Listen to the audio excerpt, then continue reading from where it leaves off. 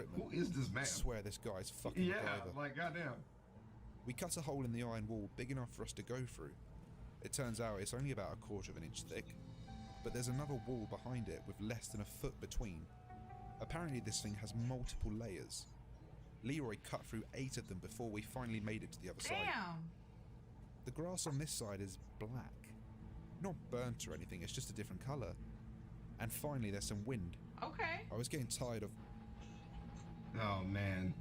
Concluded that coming here was a mistake. What? We have to turn back. What? ET-354A. Mission log, day 39. Oh shit. We passed through the second barrier, and we're back to the weird place with the black grass. I half expected the whole Leroy cut through it to have sealed up or something, but it was still there. Thank God, or whoever runs the show in this world. I don't think MacArthur is going to make it through the night. He lost a lot of blood. No. Oh god. ET-354A. What the fuck happened? Mission log, day 40. We awoke to find that MacArthur had crossed. We didn't want to do it, but we had no choice but to terminate him. 86 said that something back home might have been able to help him, and he may have been right, but we couldn't afford to have him slow us down. We only have a few more days until... Day 48. No! 48! We made it back to the ship with only an hour or 2 to spare. The first thing they asked us was what the fuck had happened to Swanson, Turquoise, MacArthur and 86. As if a few dead team members are our biggest problems right now. Marty has us underway and we're definitely sinking. I just hope they don't... Catastrophic data. This document was discovered in the Central Foundation database. No such mission to explore SCP-354 has yet been suggested or approved. No records of any personnel mentioned in this log exist. The log's origin is unknown. That's good. And that concludes SCP-354. What did you all think about... Ooh, that's good. That's juicy. That is juicy. So they sent that mission out, and then they just erased all signs of it. Or another dimension shit. Like they were saying, they don't know where that log came from. Like I think at the end log was like a disclosure. Like we just found this log here, we don't know where it came from. Not that everything was redacted. Oh, okay. Yeah. Like they're saying like we don't even know what the fuck this is. Like what the hell are you guys talking about? It just showed up. Yeah. That's crazy. Yeah. That's a good one. That was actually good. Yeah, that was a good one. Great twist at the end. A little pissed that we don't get any I more. know. Yeah. Y'all like to be mysterious too much. Like somebody go in and flesh that shit out, please. Yeah. Turn it into a book. Just like a little bit, man. Yeah. Like I said, man, 354. You said miniseries. I agree with that. Yeah. Movie would be great of this one. This is actually a really good setup. Agreed. For some stuff. Well, it's nice visiting you. It was nice seeing you guys, and peace out, Ho Biscuits. Nah.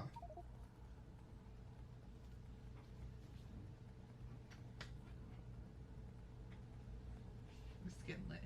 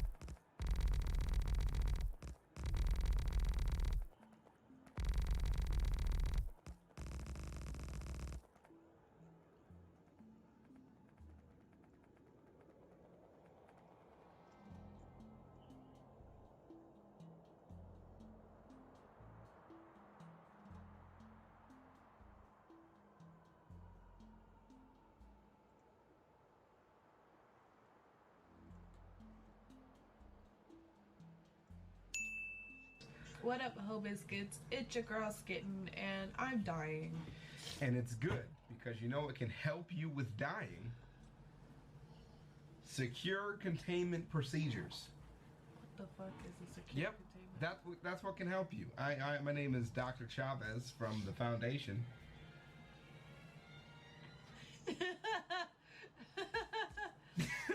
I'm sorry, this is not... That's my timer going off, so I'll be back. But enjoy this. Skitten was interested, where do I start in the world of SCPs, just like I felt. What is lost. an SCP? And I decided to do a top 10 video, and she's gonna do a top 10. It's the same idea. I don't know what an SCP is. I don't know. It sounds like STD. Okay. But I'm assuming it's not that. You know, it's funny. It's not anything that you think it is. That sounds like rules that you follow to contain something. So it's not what you think. I'm dying. I'm sick for the second time in a week, and ready to have some fun. Hey, Most Amazing Top 10 family. I'm your host, Jade Arena, and welcome back to Most Amazing Top 10. You know what's most amazing is his hair. His hair is most amazing. Okay, I'll shut up now. SCPs are some of the best tall tales of the internet. For those of you who don't know, it's a communicative writing project with different people from all over the world adding to it. A list of creatures and objects with unique and terrifying abilities. SCP stands for Secure, Contain, Protect. The idea is that the SCP Foundation documents and catalogs every last one of these supernatural oddities in an attempt to understand and protect us. Of course, these are all fictional, or are they? That's not for me to decide. All I'm here for is bring you today's list of top 10 scary SCPs you wouldn't want to be real. As always, I would love it if you could like, comment, subscribe, and hit the little notification bell. And stick around for the whole video because I'm going to be doing some more pet shoutouts. If anyone at home needs some more Most Amazing Top 10 content, hit us up on Instagram. And if you're looking for some Most Amazing Top 10 merch, check out the link below. Use the offer code MA10 for $5. So, like, I know we're supposed to be watching this video for the Secure, Contain, Protect thingies, but this man leans a lot. Like, literally, like, count his leans. Like, he's just like...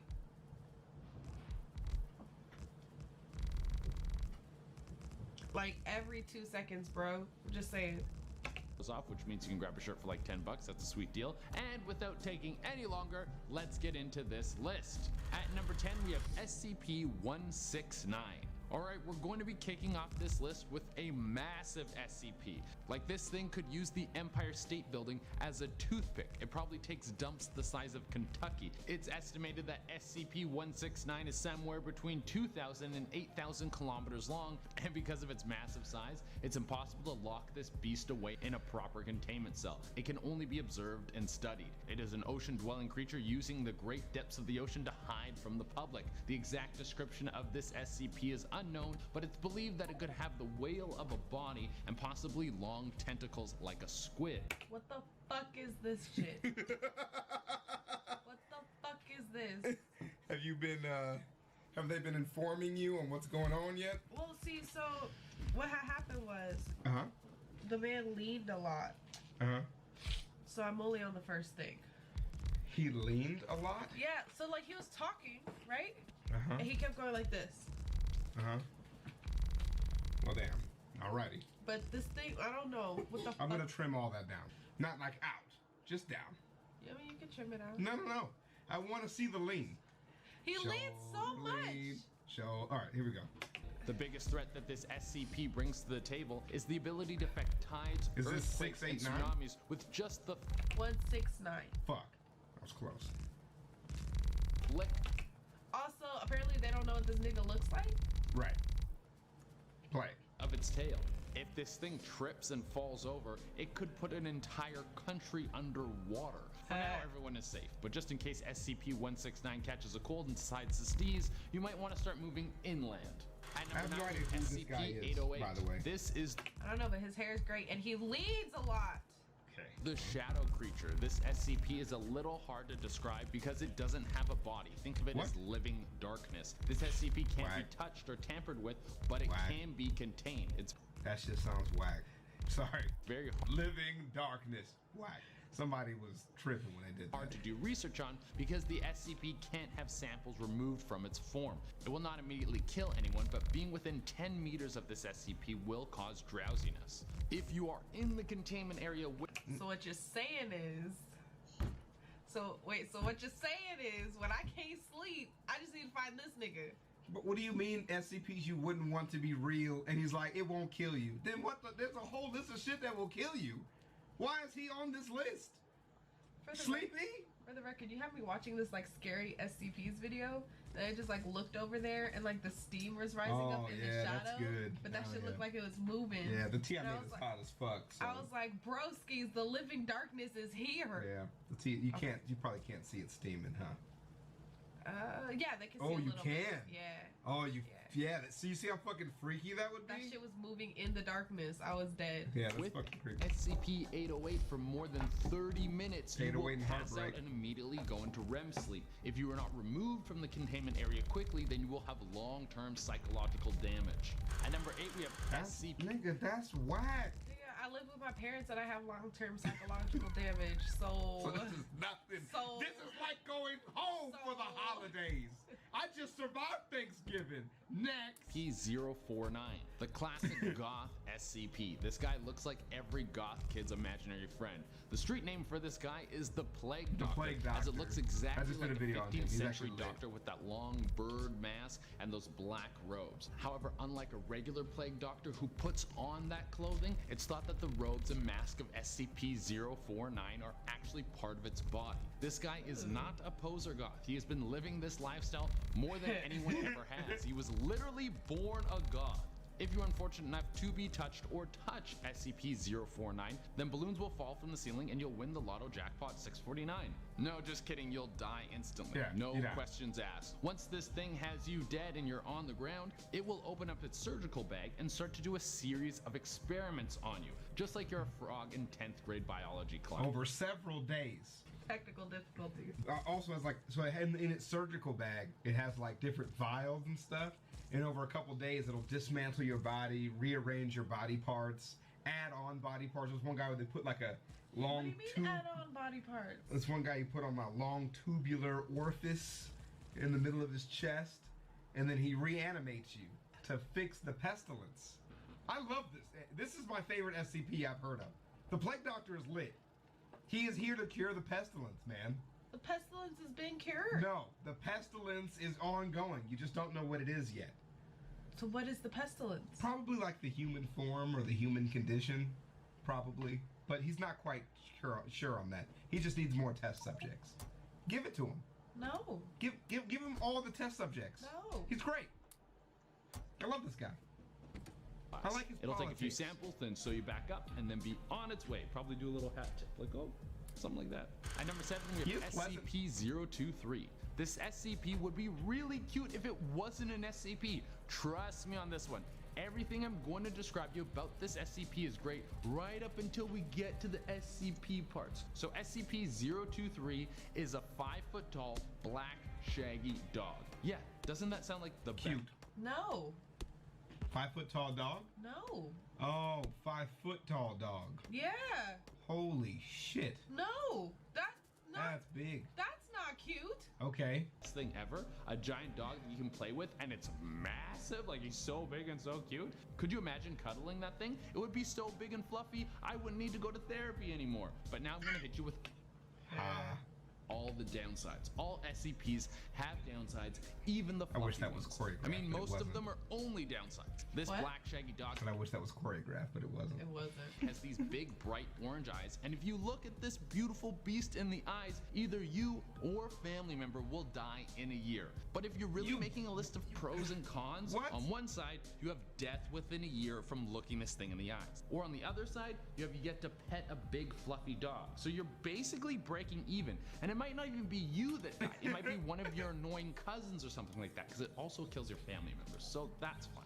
At number 6, we have SCP-682. This Okay. man has some problems Yeah. with his family. Yeah, for real. You could die within a year. I wouldn't miss You know, you. it's cool. It's Wow. chill. Dude, this SCP is a massive lizard creature that can spit acid and consume almost anything through nostril glands. Anything that's it consumed fucking can be cool. Yeah, helped this to is pretty regenerate dope. its body, which makes this SCP nearly indestructible. It also hates humanity. And it's really like angsty about it too. Oh, that's so unfortunate. It's fucking hilarious. They like talk to it and shit, and it's like all sassy and stuff. Like I was just watched a thing called Sedation, where like the doctor is like talking to the SCP, Yeah. and he's like, "So what is it that you don't like about humans?" He's like, "You're what I don't like." He's like, "Can you be more specific? You guys are the muck of the earth. You're a plague." And he's just like, "So that's it? You have anything else to say? You know I don't want to do this either, right?" It's so fucking funny. So- Then he ate a guy like right after that. Damn. Yeah, like remember when you walked in to show me your makeup earlier today? Yes. Yeah, he ate a guy right after that. All right. Yep. For any attempts to destroy this SCP have not been effective. This SCP can communicate extremely well due to its high IQ. And for whatever reason, this SCP has a deep, dark hatred for anything that's alive. It's basically Doomsday from the Superman comics. It will kill a cute little bird Disgusting. just because it's there. SCP-682 has to be kept in a facility in the middle of nowhere in case it escapes. If it's able to go on a killing spree, it will start to consume all that organic matter and become more powerful than ever. At number 5, we have SCP-053. Once again, we have another cute SCP that cannot be trusted. I wouldn't be surprised if one of these SCPs is just some dude's ex-girlfriend. It's like, dude, she's so crazy, I swear. She keeps telling me that she loves me and we've only been together for like 3 years. I'm creeped out. This SCP is a little more scary than a girl just wanting to build a future with you. SCP-053 is a little girl that seems harmless. Her exact age is unknown, but she seems to be about 3 years old. Her intelligence also seems to Nope. be the same. Yeah. Children are yeah. creepy. Yeah. No. Already No. going down the wrong path. No. Of the 3-year-old girl. SCP-053 has similar interests to a young girl. It enjoys coloring books and board games, and it's important to keep SCP-053 occupied with these games. If you are stuck in close proximity to SCP-053, you will be unharmed for the first 10 minutes. After this point, you will start to experience symptoms of psychosis and start to receive homicidal thoughts. Right. If you attempt to Got harm it. SCP-053, you will drop dead immediately after attacking her. Any damage caused to SCP-053 will be healed from its regenerative abilities. At number 4, we have Nice. SCP-102. Now we're getting... That's not scary. That's just children. It's petty, is what it is. I'm gonna make you want to hurt me, and then when you do, you die. Yeah. You like that? It's kind of messed Getting up. into the really weird stuff. This SCP isn't a girl or a dog or anything breathing. This SCP is a couple of townhouses. If you walk into these townhouses, you would be dead before you know it, and I bet if they were in Toronto, their property value would still be over $1 million. SCP-102 is broken down to 2 sections. SCP-102-1 is a condo that looks like a rundown building with the owner's dead body still in the rubble. That's Unless you own disgusting. a lease for the building, then it looks like a beautiful house. If you walk in, you'll fall that's unconscious pretty and good. become a ghost until the lease is up. I hope that part is in the contract, or What? at least in the That's fine pretty print or good. something. If you What? enter the other Yeah. building, SCP... Like it's cursed. Yeah. Yeah. What kind of fucking bullshit is that? You go in there and die. That's kind of cool. That's fucking bullshit. 102-2, you'll be presumed dead and go missing immediately. But still, if the rent is below $600, I think I would risk it. At number 3, we have SCP-017. The best way I can describe this SCP is a fart that can strike back. That's like when you fart in a shower and the steam intensifies it. What?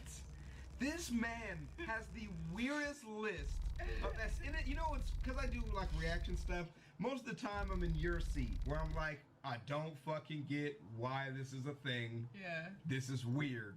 But now that I've been doing it for like almost 2 weeks now, like straight every day SCP stuff. I'm like, why did you choose any of these SCPs to put on? There are so many cooler things you could have put on the I'm list. very confused. I know. This isn't explaining anything. None of these are like terrifying. None of them.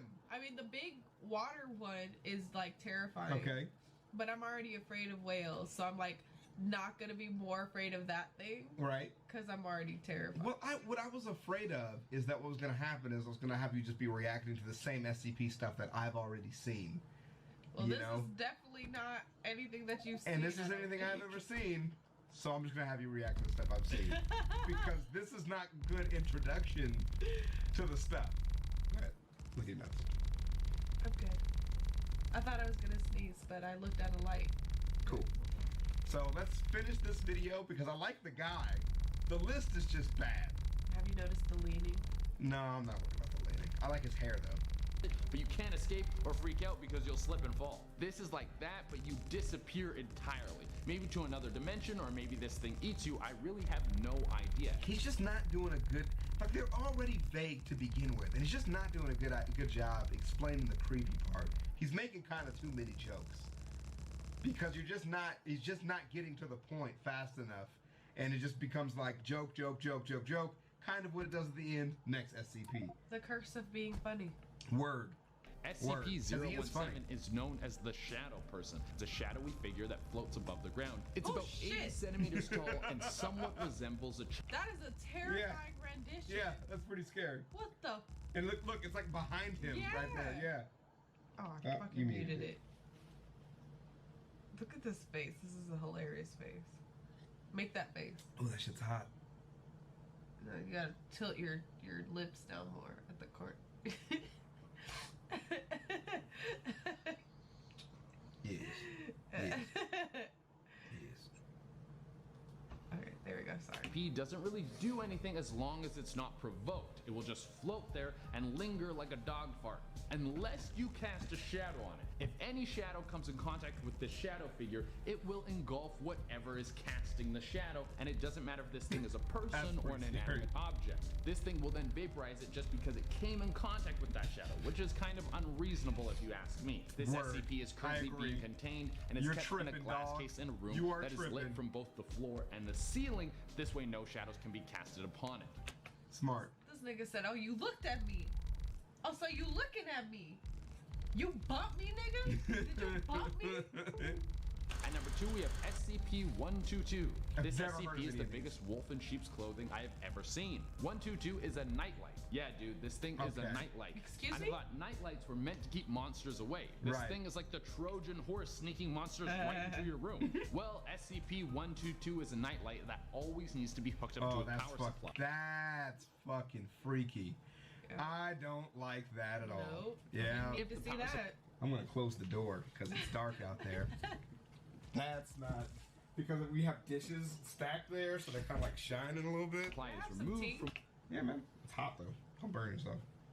Seriously. You put our hot tea in a metal cup. Why are you like then this? Everyone within a 500-meter radius who is sleeping will go into a coma and remain in a coma until the power is returned to the nightlight. Yeah. Anyone who is in a coma caused by SCP-122 will have shadowed their bodies until the coma curse is broken. Excuse and for me? our number 1 spot, we have SCP-610. This looks disgusting.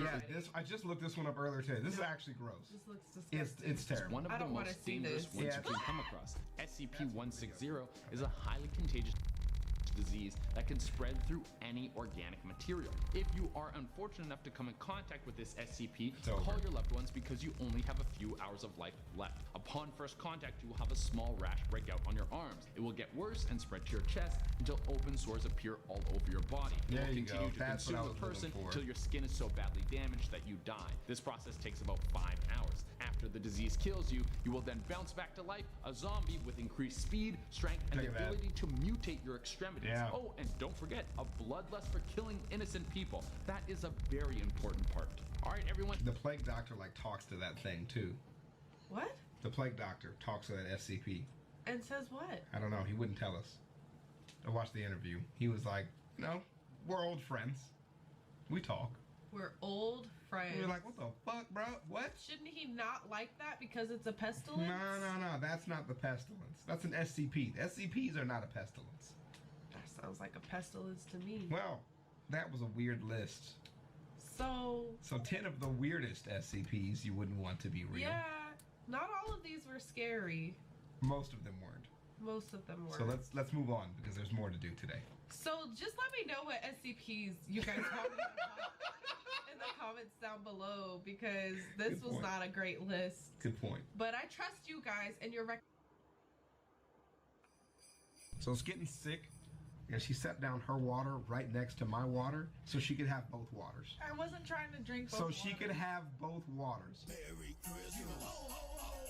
What up, Ho Biscuits? It's your girl Skitten, back at it again. My husband is apparently trying to make sure that he doesn't sleep for the next 3 weeks because I'm going to be having nightmares because of this SCP. Why? What?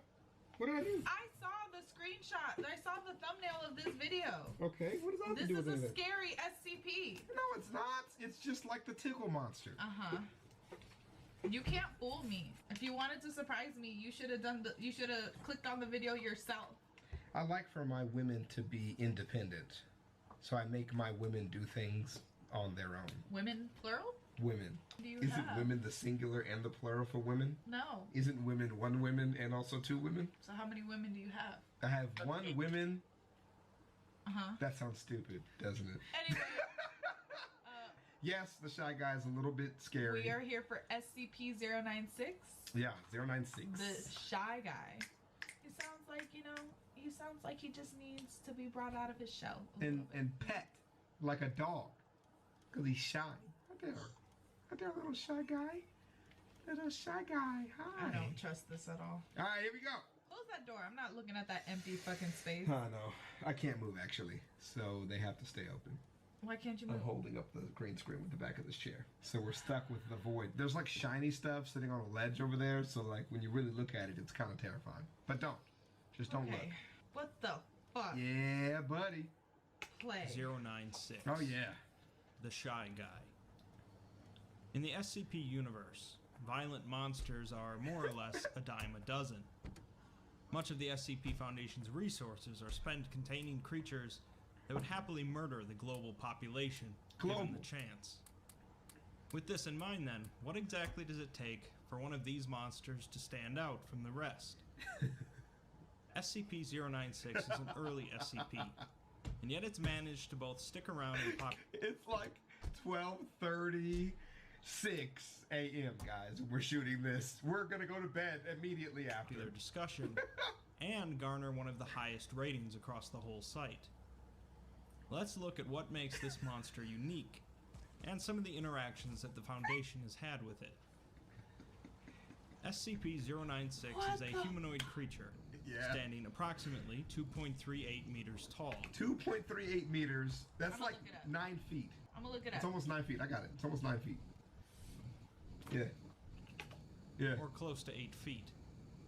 Oh. It is Yeah. pale, Big as fuck. hairless, possesses very little muscle mass, and its arms are extremely out of proportion in length, each being 1.5 meters long. Its eyes are also devoid of pigmentation, possibly suggesting that it is blind, and it is capable of opening its jaw up to 4 times the norm of an average human. 4 times. Yo, big ass Normally, 096 is completely docile, spending its time in its cell pacing across the floor. It shows no signs of possessing any higher brain functions, and the Foundation does not consider it to be sapient. However, when anyone, anywhere, views 096's face, Anyone, anywhere. whether directly, through a camera, a recording, or even a photograph, 096 will immediately enter a state of emotional distress. It will begin screaming and crying, covering its face with its hands, lasting for a minute or two. Following this, 096 will begin running towards the individual that viewed its face. So far, the SCP Foundation has found no way to physically impede 096, and it's capable of running in excess of 100 kilometers per hour. Move it! 096 seems to have innate knowledge of when anyone sees its face, regardless of distance, and knows So what you're telling me is you've doomed me. Yeah, well, you can look at drawings. If you go to another dimension, this thing's real, you're dead. Immediately. So, it's like playing the game that all of you guys just lost. I've also lost the game. So, it's kind of like... you just had to make me lose the game too? Right, You had also- to take me down with you? And everyone who watches this video also, I'm sorry. But, like, it's like that. But with the Shy Guy. Like, you go to a place where he's real, and we're all dying. So, show as many people as possible. Fuck that. I mean, don't just let it be you. Take everybody with you, man. Fuck it. You've already taken yourself. I don't think that's how it's And supposed leave a to like go. on the video and a comment. Be like, hey guys, everybody watch this. It's great. And then they'll go down too. exactly how to find them. A test was done by sending a D-class in a deep-sea submersible. This by SCP Illustrated was great. So I actually think you should go back and watch this test. by them. 1,800 Yeah, it was meters great. down into the Tonga Trench by New Zealand, hundreds of kilometers away from 096's This actually position. doesn't do it justice, yeah. The D-Class was instructed to view a photograph that had been taken of 096, at which point 096 quickly broke containment and began running in the direction of the D-Class. The path had been cleared of civilians, and the Foundation tracked 096 by satellite. Meanwhile, the D-Class was instructed to sketch a drawing of the photograph, which is then sent to the surface in a watertight container. Reaching the Tonga Trench, 096 begins diving down, finally reaching the submersible. It tears it open, the D-Class dies, and 096 is recovered. Viewing the sketches of 096 caused no adverse reaction. It's good. When 096 inevitably reaches a target that has seen its face, it kills the target and then does something to the body that leaves no trace. It's likely that this is something more horrific than simply consumption. Afterwards, if there is no one They think else it's worse than consumption. Damn. that has seen its face, 096 will return to its docile state Chilling. and proceed to return to its Just natural don't habitat, look at me. an expunged location, but likely a mountain range. Retrieval of 096 is considered the highest priority to the Foundation, due to the risk of a mass chain reaction of people seeing 096. Right. We're then given an interview between a doctor and a former captain of a retrieval team that was sent to initially retrieve 096. The retrieval took place in an extremely cold location, but 096 did not seem bothered by this, simply wandering the area. One of the retrieval squads landed their helicopter and approached the target to apprehend it. While doing so, the captain received a call, causing him to turn away. At the same time, 096 turned around, causing the rest of the squad to see its face. Ooh. Set up, bro. The captain says it began screaming and crying, sounding much more like a human than an animal. And they fired upon it as it tore off the leg of one of the agents. Yeah, man. Off. The team utilized heavy weaponry against 096 to no effect, including an anti-tank gun that destroyed half of its You don't know torso, how big. and roughly 600 shits rounds from a 50 caliber Gatling gun. It seems as though 096's flesh and organs are vulnerable to conventional weaponry, but its bones were completely unaffected, and it Okay. continued to slaughter the squad. It's like Wolverine. The second squad arrived and placed a bag over its head, causing it to become docile. Somehow, the captain managed to survive by never actually viewing its face. Somehow. Yeah. The interview led to the doctor requesting that 096 be terminated as soon as possible. Terminations are not often attempted at the SCP Foundation, going against their mission statement, and often the Foundation doesn't even possess the means to terminate most SCPs. That's a big part of what makes 096 unique, as we're given a lengthy log of an incident that convinces the O5 Council that 096 should be terminated. This itself is not the termination attempt, which, depending on your canon view, has not actually occurred, but it does add quite a bit to 096's story. I haven't actually seen this yet. The incident begins at 096's containment cell, as a dozen or so researchers are looking at monitors in the adjacent control booth. Suddenly, a wall of the containment cell begins bulging outwards as 096 fights against it. 096 soon breaks the wall, and two security teams enter the room to try and subdue or tranquilize it, to no effect. Damn. Most of the security team and the researchers have viewed 096's face at this point, Unfortunate. and so the rooms are flooded with a nerve agent. 2 minutes later, 096 escapes from the research site Damn. and begins running at high speeds across the surrounding desert. A recontainment team proceeds to chase after 096 in a helicopter Where is he and going? attempts to stop it with a modified anti-material rifle. Oh, what? A shot hits 096 in the leg, causing it to stumble for a moment but not slow down, and a shot to the head causes it to fall and roll, but quickly gets back to its feet and continues running. Damn. The Foundation begins trying to figure out where and who the target was that caused the breach, and clears out population centers in 096's path. The process overseen by a Dr. Alexei. Another Shouts out to Alexei. researcher Saving working lives. on 096, Dr. Dan, was in a mountain range trying to find out more about 096's origins. Dr. Dan and Dr. Alexei had designed a new piece of technology to help with containing 096, called Project Scramble.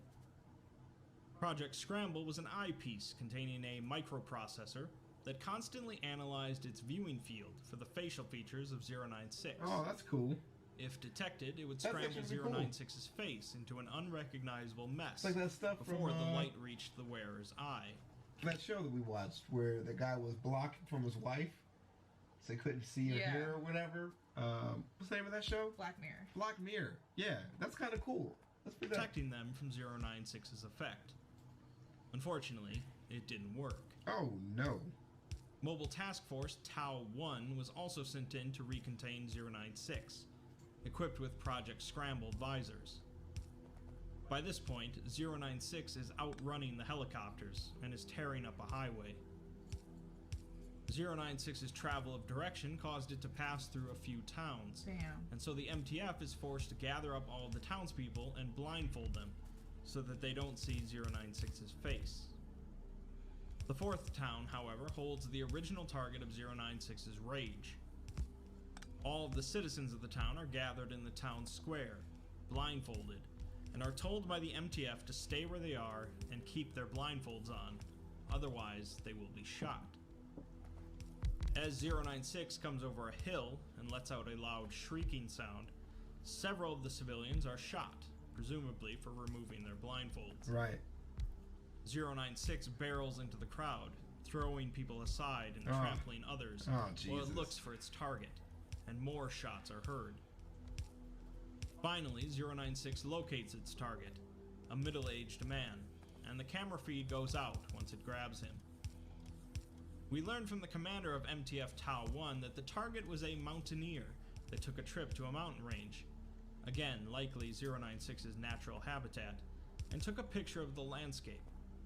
Oh my. Apparently, this picture contained 4 pixels of Oh 096's my face in the background. God. The commander guesses that at some point after the fact, the target looked at the picture and noticed the 4 pixels, without actually realizing what he was looking at. The team's scramble gear picked up the pixels right away while looking at the photo, but he goes on to say that Scramble was a colossal failure that led to the death of most of his team. Damn. He says they could have just put a bag over his head, but instead they had to use the idiotic Scramble gear. Dr. Dan explains that Scramble failed because they didn't fully understand how 096 worked. He says that in theory it should have worked, but before the computers could actually scramble the image, a split second of light would hit the eye, Oh activating my 096's God. The speed of light, you dumb fucks. Oh my God. Do y'all not understand what the term speed of light means? Oh man, I forgot. Yeah, you'd have to see it first before it would be scrambled. Like, Oh no. It sounded so good He to says me. that the mountaineer went on his trip over a decade ago and had the picture hanging in his house the entire time. damn. He wonders how many other ticking time bomb photographs are out there that contain 096's Yeah. face Yep. and are waiting to be noticed. He repeats his request to have 096 terminated. We learn that after killing its original target, along with most of the MTF, 096 went back to the highway to finish off everyone else that had seen its face. Fuck. It was found sitting on the highway after tearing apart a minivan, and they managed to get a bag over its head. The agent who bagged 096 was later found to have committed suicide, and it's implied that he witnessed 096 doing something horrific to an infant. We're given a short separate log taken from a confiscated tape Damn. belonging to CNN. Jesus Christ. It shows a field reporter discussing a crashed plane with a large hole in the side of it, and only 3 bodies were found inside, compared to the expected 20.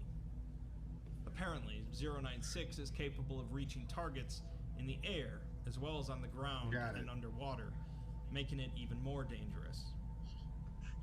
Dr. Oleksy, who earlier in the log said that he was in a break room getting coffee when 096 breached confinement, is caught in his lie, as there is no break room at that site. He proceeds to confess to both his... What are you looking at? I was just looking off because it's dumb. Oh.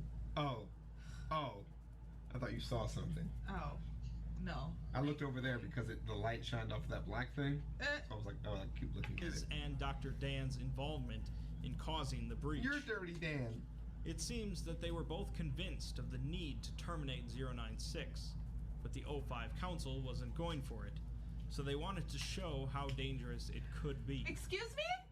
How exactly they engineered the breach is unknown, but it is likely they made Project Scramble faulty on purpose, or knew it wouldn't work. Their plan ultimately worked, horrific as it was. That's twisted. And the council decides to approve their request for 096's termination. Wow. Along with the termination of the two doctors. Yeah, man. They can't be trusted. So far, there hasn't been any document written by the original 096 author going over its termination, or attempted termination. But SCP canon being what it is, you can decide for yourself how you think that played out.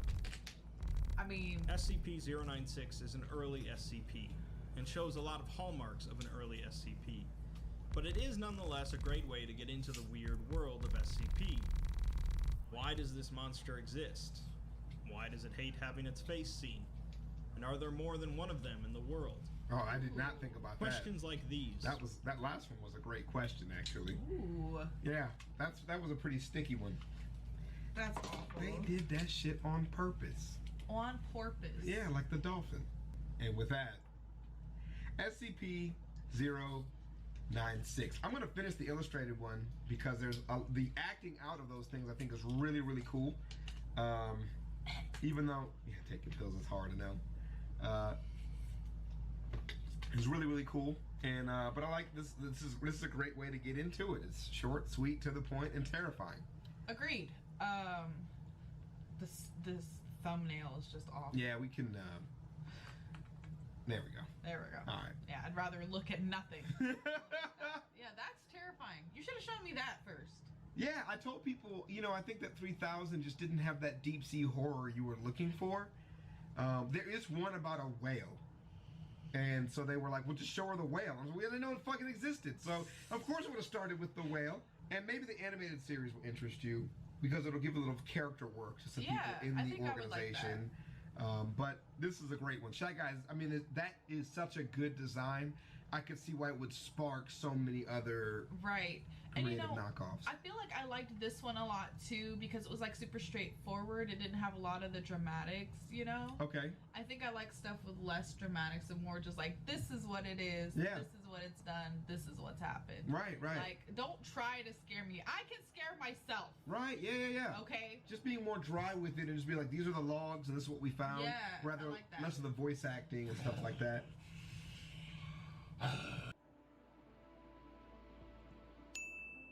Alright, so the vast SCP thing we watched was so bad, Skin's literally just picking them at random at this point, which is fine because she hasn't gotten any suggestions yet. Well, so I took your suggestion with this one. This is the deep sea one. Oh, you're watching this one? Yeah. Oh, why did you take my suggestion with this one? Because apparently I don't want to sleep tonight. Yeah, why would you do this one? I'm serious. Why would you pick this one? You should do this one on your own. No, I don't want. No, I don't want to do this one by yourself. No, I don't want to do this one by myself. I want to do it while you're here. I don't want to help me. I don't want to do this one. I want you to do it. I just watched this one. I know, but I want you to protect me. You're not even that scared of this kind of stuff. You're not really afraid of this kind of thing. I don't trust nothing on the internet. Okay. It's just a hoax. I played Slendy Tubbies. Okay. Oh yeah, you did. Sorry about the sniffles. Okay. Anyways, what up, Hope Biscuits? It's your girl Skitten, and we are here for some SCP, which you said it was Secure Containment Protocol or something. Mm-hmm. And the other nigga said, the nigga with the lean said it was Secure, Contain, Protect. I don't know what the difference is. So. I thought it was secure containment procedures. Whatever. Yeah. But is it secure, contain, protect? That makes a lot of sense. I don't know. What's the other video you shot today? R/what? Oops, I didn't mean to. Oops, I did it again. I play with your heart. Got lost in the game. Anyway. So you still have no idea what SCPs are? Nope. They're basically like fan fiction anomalies. Okay. That people make. They're not extraterrestrial all the time. They're more like interdimensional. That's a better way to explain it. Okay. You know what I mean? Things that come from like a parallel universe or something like that, like seep into our dimension. That's probably a better way to explain it. Okay. Because there was one SCP that they claimed that was God and that created part of the universe, but even he didn't create some of the SCPs, right? Or doesn't even know what some of them are, kind of a thing. All right. Right. So this one is SCP-3000. Okay. This is from SCP Illustrated, so the guy draws his own pictures of the SCPs Oh, in the that's video. fucking cool. It makes it worse. And this was actually quite uncomfortable. So if at any time you feel uncomfortable, let me know so we can pause and take a breather, because you might have a feeling of panic or just letting you know. Why are you trying to hype me up like I'm not. I'm just letting you know that the ambiance is pretty intense with this one. Okay. And so I don't want to use the word trigger like ironically, but I don't want you to be afraid of the SCP. Well, I'm never afraid of anything when you're here with me. Baby. Well, that's good to know, but I can't save you from this. So here we go. Play. Play. Play. Okay, cool.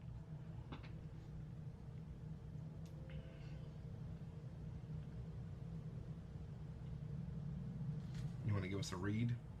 All I can see is darkness. There's a chill, foul wind blowing me towards a brink I can't see, on the edge of nothingness, inches from oblivion. There's a sickness in my mind that I know can't be cured. Beyond me is only blackness and a single pair of black eyes. Silence, only silence.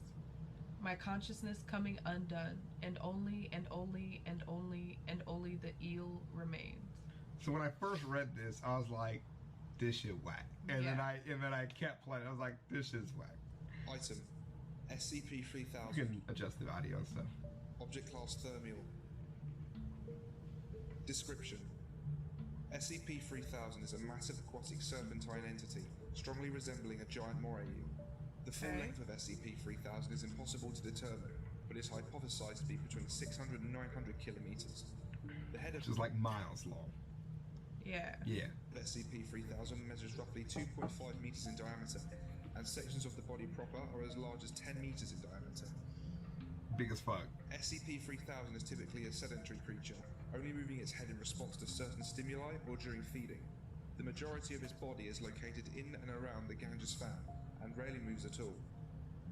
SCP-3000 is carnivorous, and despite its sedentary nature, is capable of moving quickly to dispatch prey.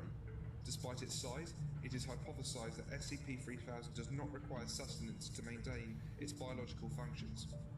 SCP-3000 is a Class 8 cognitohazardous entity. Direct observation of SCP-3000 may cause severe mental alterations in viewers. Individuals who directly observe SCP-3000, as well as any individuals within an uncertain distance of SCP-3000, experience inexplicable head pain, paranoia, general fear and panic, and memory loss or alteration. Special containment procedures. The area containing SCP-3000, currently a region of the Bay of Bengal, roughly 300 kilometers in diameter, is to be routinely patrolled by Foundation naval vessels. Under no circumstances are civilians allowed to attempt deep-sea exploration or diving efforts in the quarantined area. Individuals believed to have contacted SCP-3000 are to be contained, quarantined, and processed at Site-151. Individuals affected by the anomalous properties of SCP-3000 are to be held in containment indefinitely. The Foundation's submarine, SCP-Erameta, is to monitor the location of the foremost section of SCP-3000 currently located within the Ganges fan, roughly 0.7 kilometers beneath the bay. The Erameta is tasked with carrying out the Aztec Protocol, and staffing regulations on board the vessel are subject to the guidelines of that protocol. For a full description of the Aztec protocol, see Addendum 3000.2. There is currently no known cure for exposure to SCP-3000. As such, affected individuals should be contained and quarantined for further evaluation. Individuals stationed aboard the SCP-FRMeta are not permitted to leave the vessel except for the purposes of carrying out the necessary procedures of the Aztec protocol. Individuals who leave the vessel without proper authorization are to be considered lost. Under no circumstances should any individual interact with SCP-3000 without authorization. Okay. I think we'll finish the description. But for the SCPs, this is the general gist of it, is it starts with like a description of it that doesn't really tell you anything. Right. It's really vague, and it'll slowly unravel as you kind of get into the story of kind of how it works. Got it. So it will make more sense, but it just starts out really vague, and then it... Well, currently it's large AF. Yeah, it's a big-ass thing, and if you come in contact with it, you're fucked, right? That's about all you know. So then they'll get into kind of what's actually going on now. But it's a good way. It actually draws you in really well. The following is a log from Site 151's historical records written by Dr. Eugene Jett after initial discovery of SCP-3000 and the effects felt therein. It's kind of like we're reading straight out of a logbook, you know? The unease was felt throughout the entire crew as we descended on that first night. Whether this was due to our uncertainty of what we would discover, or something more sinister, I would not speculate. As we continued to descend, Williams began sweating profusely. When asked about it, he could not respond, stating he thought he was missing something he could not deduce. As our descent continued, he began to act more and more erratically, at one point addressing myself as Darlene and expressing uncertainty to the task he was assigned to handle. Similar feelings were expressed by other members of the crew, but Williams felt it the most. His mimetic resistance was by far the lowest of all of us, but he was a biologist, not a mimeticist. When we finally came into contact with the entity, he began whimpering and had to be sedated. I remember him muttering the word "no" over and over again, as if in disbelief. He went silent after a while as we approached its head, but when I looked back at him, something had gone from his eyes. He did not even so much as blink as we made our final. At around 0940 hours, we first observed the head of the entity. The unease was palpable now. Several other crew members complained of feeling hazy and of being uncertain what they were supposed to be doing.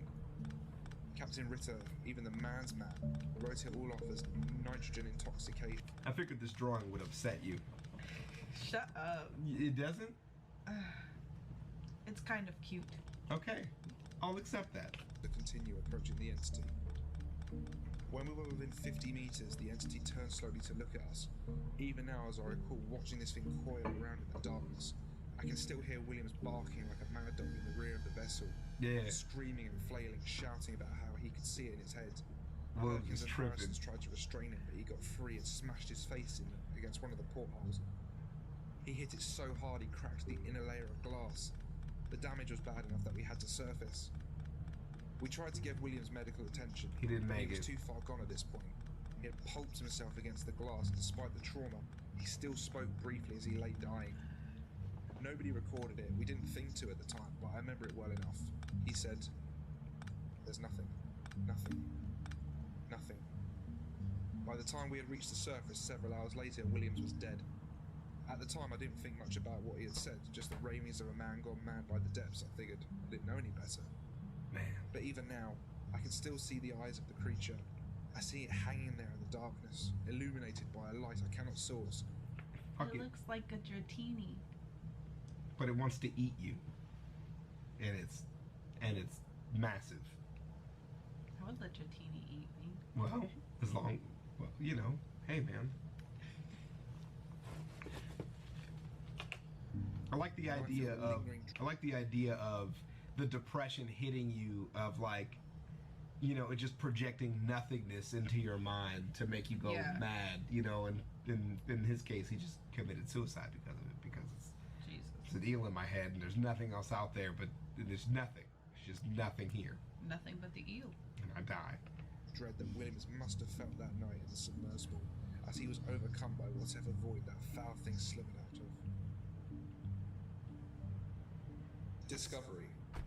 SCP-3000 was discovered in 1971, shortly after 2 Bangladeshi fishing boats and 15 fishermen were reported missing after drifting near the Indian coast. To be honest, if you're in that kind of boat, you're asking for trouble. I mean, it's just out in the middle of nowhere, in the smallest, dinkiest of vessels. And this thing's like, so it's dinner. Got it. You're delivering dinner. Foundation researchers stationed in Calcutta drew similarities between this disappearance and other incidents 2 years earlier.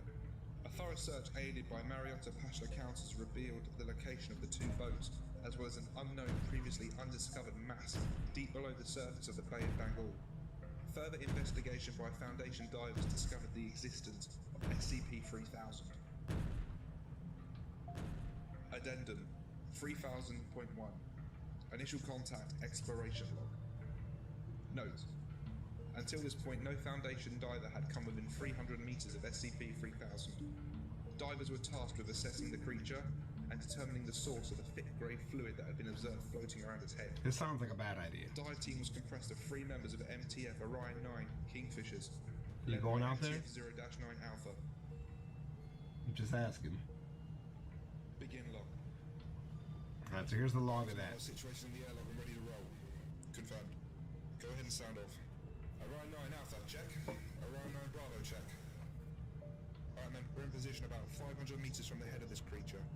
Make sure your tethers are on good and tight. We don't want any of you getting separated out there. What's visibility like down here today, Command? Stand by. About 3 meters. So it's dark as fuck, got it. Why are we so far out? The size of this thing is hard to comprehend and it's wrapped up in itself in several places. We can't get too close because there's too much body out there. The entity hasn't moved in about 3 weeks. That's all? Affirmative. It moves slightly with the currents down here, but nothing more than that.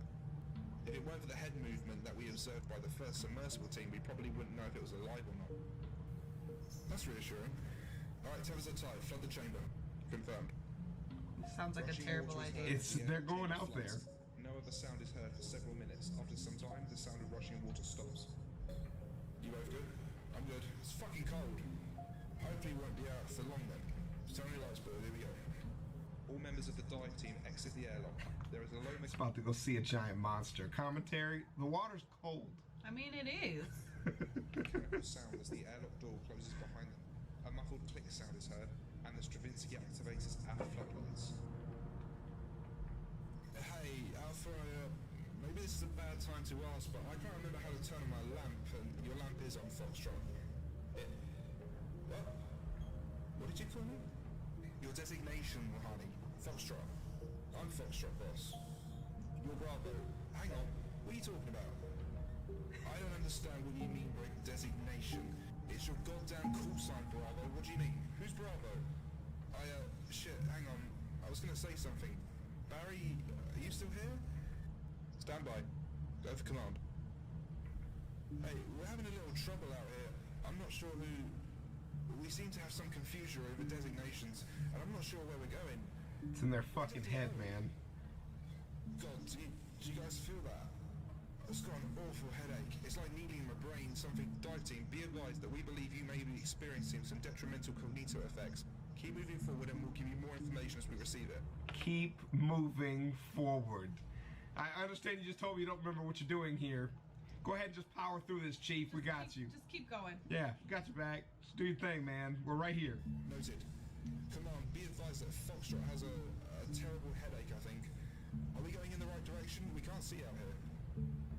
You are roughly 150 meters from the head of the entity, Alpha. You should be getting a visual soon. Come on, I don't see anything. Where are we? Where are we? You're almost there, Alpha. Dive team, be advised, we're picking up movement from the entity on radar. Barry, I don't see anything down here. What are we supposed to be looking? All I can see is darkness.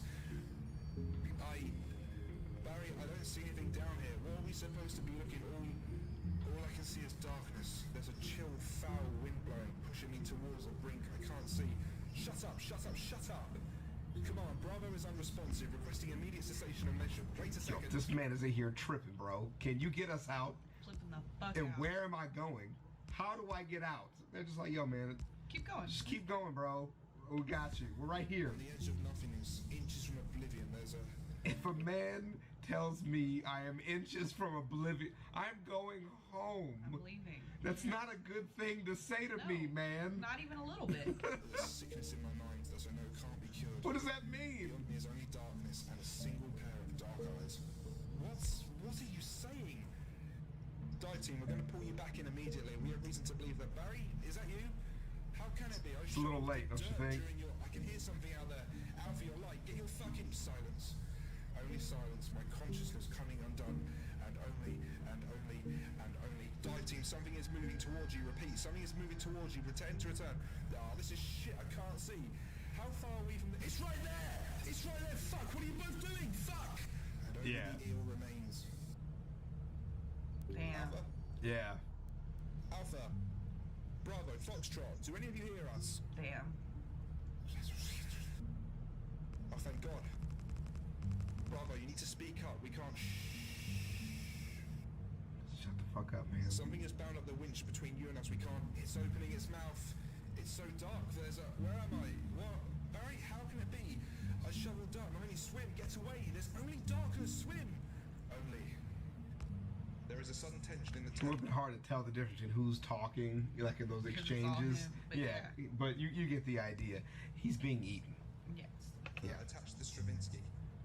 09 Foxtrot radio goes... Also, the drawing is a little bit less cute here in this rendition of the Dratini. Yes, I see the teeth. Foxtrot. Foxtrot, Alpha, Bravo. Talk to me, stay calm. What happened? It ate him! It took him whole! But damn it, Alpha, what are you doing? Alpha? Cut the fucking goddamn tether, Alpha, it's pulling us in! Who? Fuck! Total radio silence for 30 seconds. Tether attached to the Stravinsky is pulled free from its moorings and disappears. Alpha, Bravo, do you copy? Alpha, Bravo, do you copy? This is Bravo. I'm floating in the dark. I can see shapes moving through the fog, but they're hard to make out. I cut my tether. Alpha wouldn't. I think he's gone. I don't see his light anymore. Acknowledged. We're coming to... Hang on. Just let me think for a second. Cognition. This thing. It doesn't work around it. Your brain can't form thoughts. It hurts. It's like dying. And Bravo, do you have eyes on the entity? It's in my head, guys. Coiled up in there like a snake, and something about it is caustic. I can see it just in front of me. It's not doing anything. It isn't moving, just hanging there with its mouth open. I think it's finished eating. That fluid is seeping through the skin around its head, about a meter back.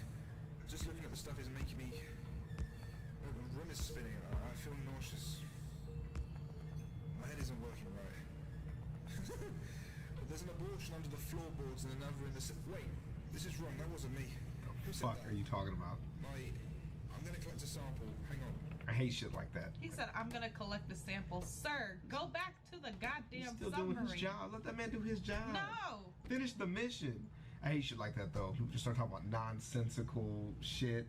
It's an abortion under the floor. Where, like, that sentence doesn't mean... It means anything. absolutely nothing. Those kind of horror things that does that to people. Like, just makes them just start speaking nonsense in sentence form. Yeah. Gibberish, I'm fine with. Right. You know? But actual sentences that just don't mean anything. Freaks me out. Because that means your mind's just not working right. And I'm sure that feeling is really fucking horrifying for the person. Yeah. Bravo, we're gonna send out a crew to get you. Just hold on. Oh no. Don't do that, not. You have to be trained to not feel the things I'm feeling. Otherwise it will get into you. Maybe it will anyway, who knows? It feels like the end of my world down here, fellas. My heart's really going off the charts and I think I'm dying. I got a sample. I'll attach it to one of those little balloons and let it float up. You'll be able to get it later. Those little Don't spend much balloons. time around that stuff. It doesn't... Your mind, Bravo? That last, like, moan and heavy breathing is what I felt like before I passed out that last time. At the place? Mm-hmm. I think that's why that also triggers me a little bit, too, where it's just, like, that feeling of just, like, you're trying to, like, stay conscious and you just, like, pass out. Yeah. Yeah. I think I'm dying. I'm dying. I know I'm dying. This is it. I just want to get away from here, you know. It occurs to me. Don't send anyone else out here. It's so dark. Over the next half hour, the SCPF Stravinsky attempted to approach 09 Bravo with no success. Command continued to attempt to communicate with 09 Bravo, but Bravo grew increasingly unintelligible, before eventually going completely silent. Bravo's radio stayed active over the next 3 days, and intermittent breathing could be heard until the radio ceased functioning. Damn. Out there. Addendum 3000.2, the Aztec Protocol. File irrelevance. Interview with 05-3 available. Administrator clearance accepted. Dr. Knott sits opposite 05-3. 05-3 places an audio recorder on the table between them.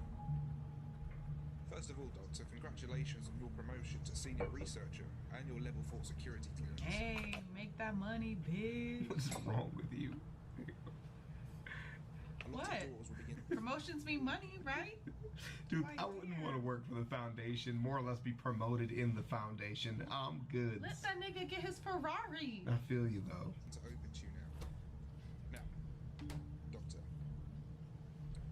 The O5 has seen the file for SCP-3000 and have approved its classification as thermium given its nature.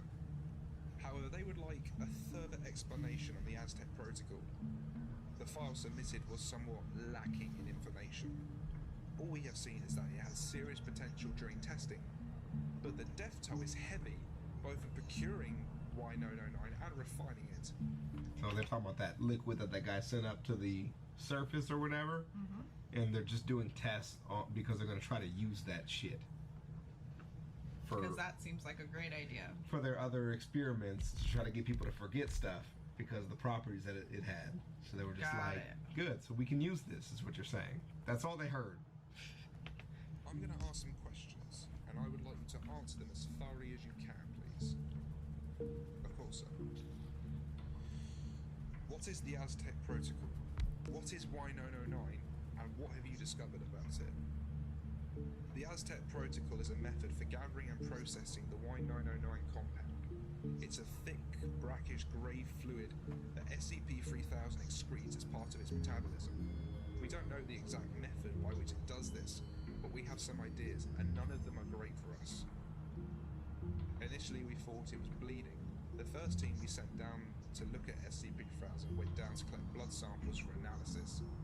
When SCP-3000 attacked and consumed them, and began producing more of the substance, we realised that we were looking at something different entirely. It's definitely not blood. It's more akin to prion slurry.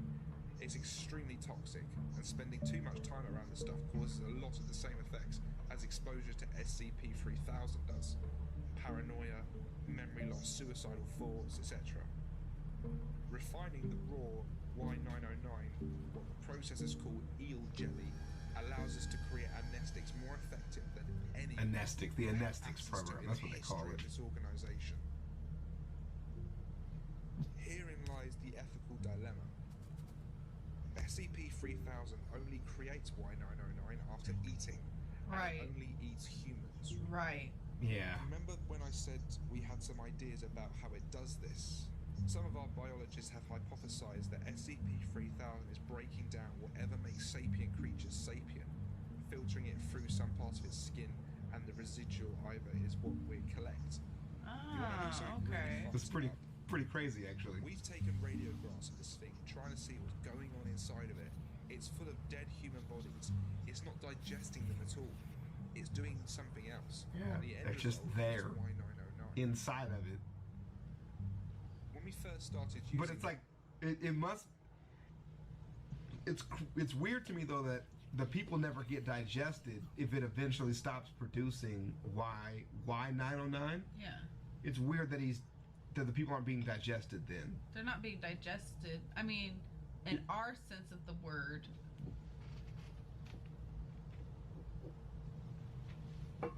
They're not being digested in like our sense of the word, but maybe they're being digested because if you're breaking down whatever makes sapient creatures sapient, right? Right.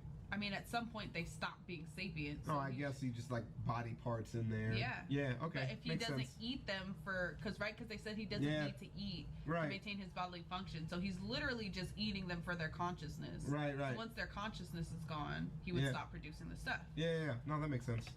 No, that makes sense. In our agnostics programs, we tried to synthesize it. We got something close to that, or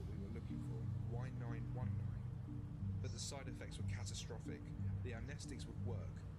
We could get people to forget events, people, and so on. And they did it.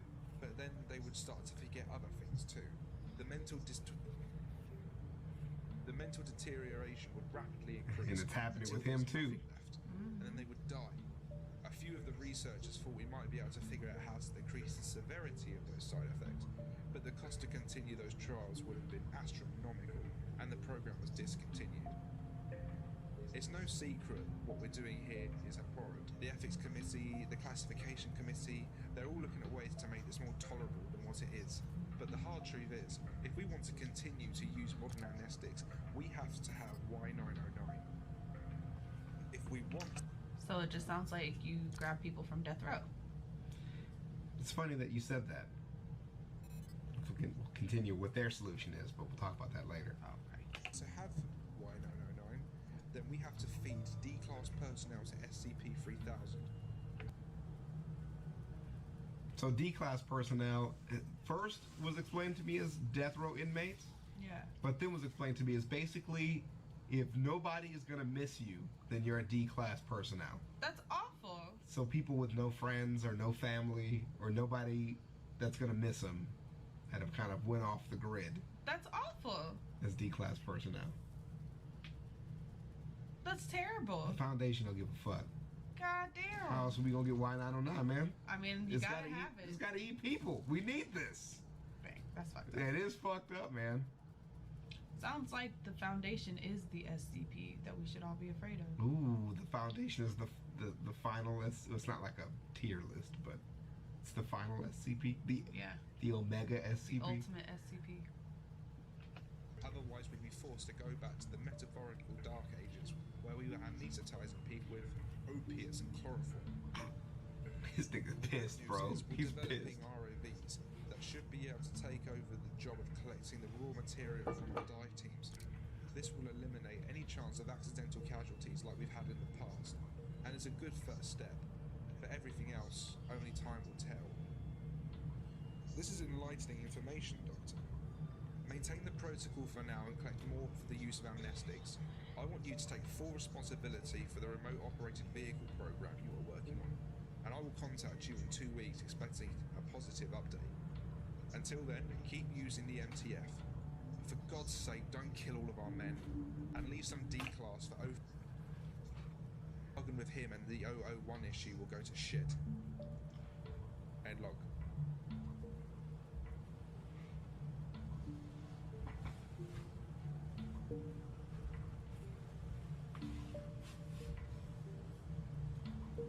Okay.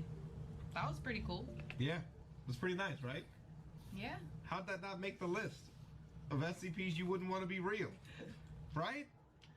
Definitely should have been on the list. Well, how do you feel? Because everybody was convinced you were just going to die when you watched this video. You know, I think...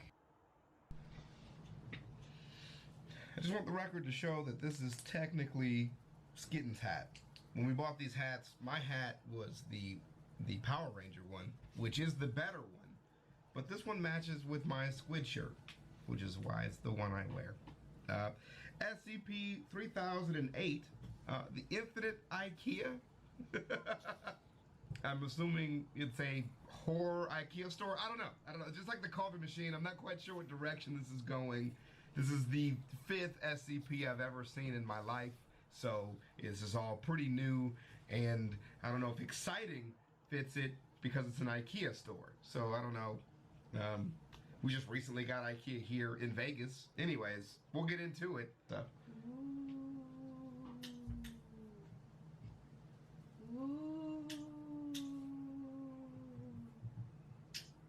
Just because I said creepy IKEA? Is that what you're doing this for? Yeah.